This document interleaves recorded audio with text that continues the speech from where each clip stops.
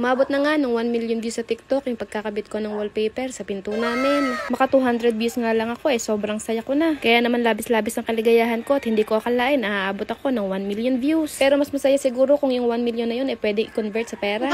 Di sana mayaman na ako at di ko na kailangan gawin to. Wala pa nga akong nahihita sa pagbablog ko. Pero naniniwala ako na balang araw magbubunga din itong mga pinagagagawa kong to.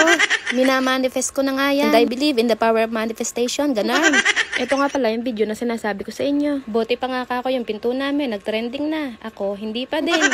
At dahil nga marami ang views, hindi rin ako nakaligtas sa mga basher. Kung marami nga ang nagandahan, meron ding iilan na hindi natuwa. Pero okay lang naman. Ika nga nila, more basher, more views.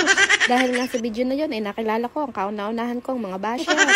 Libre lang daw naman ang manlait. Pero bago ka manlait, siguraduhin mo na yung pagmumukha mo hindi rin pangit. O siya, mabalik na nga tayo dito sa ginagawa ko bago pa kung saan mapunta ang pinagsasasabi ko. Eto nga at magkakabit ulit ako ng sticker. Pero this time, hindi pinto ang lalagyan ko, kundi itong lababo namin. Ngayon pa nga lang iniisip ko na kung ano naman ang susunod kong lalagyan ng sticker. Marahil may magsasabi na maganda naman na bakit didikitan ko pa ng sticker. Eto po kasi yan, may mga parte na nabibitak at nababasag na. At hindi na po siya kaaya-aya sa aking paningin. Yung kahit linisin ko nga parang marumi pa rin. Kaya habang wala pa kaming budget pang papalit ng tiles, tiis-tiis muna kami dito sa sticker. Ito lang kasi ang abot kaya ng aming bulsa ngayon. At ika nga nila, hindi naman kailangan maging magastos sa pagpapaganda ng bahay. Para-paraan nga lang ika yan. Kung matatanong nyo nga pala, sa Shopee ko lang to nabili. 188 pesos, 60 cm by 5 meters. Sobra-sobra na nga ito dito sa maliit na lababo namin.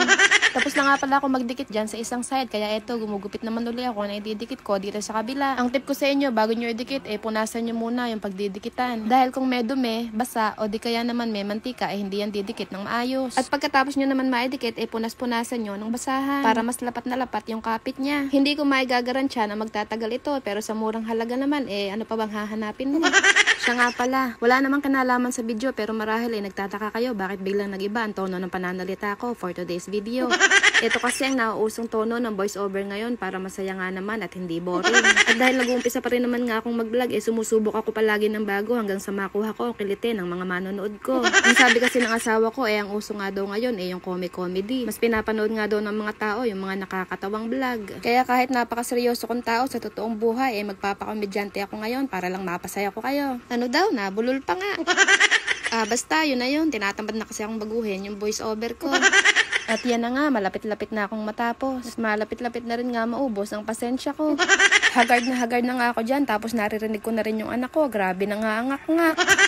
At yan na nga, makalipas ang ilang oras, thank you Lord, nakatapos din. Kung may magsasabi ulit dyan, ang pangit naman, mas maganda yung dati. O edi wow.